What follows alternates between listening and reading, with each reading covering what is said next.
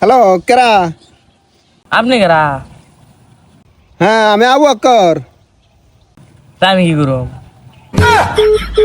A few moments later. আবার জোরে এখন আবার তুই জোরে এখন দিছি। হ্যালো, আপনার কাছে বাস আছে না?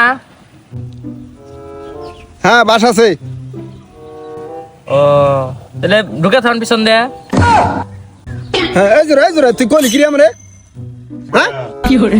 তুই কলি কি? The next day. জোরে তো আবার ফোন দিছি।